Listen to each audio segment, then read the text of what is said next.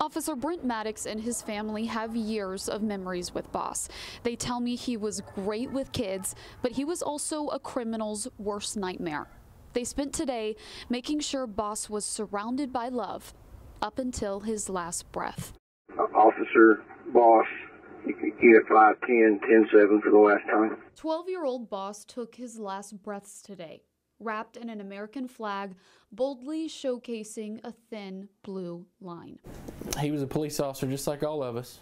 He did his job without question. Just an hour before his final moments, Boss was in the backyard, soaking in the sun, surrounded by some of his favorite people. He had a beer this morning.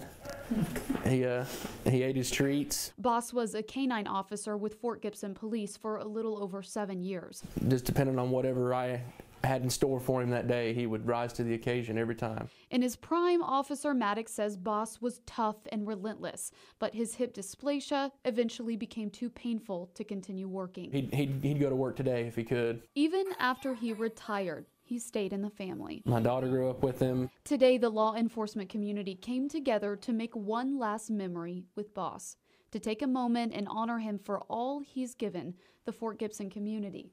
This was Boss's last ride.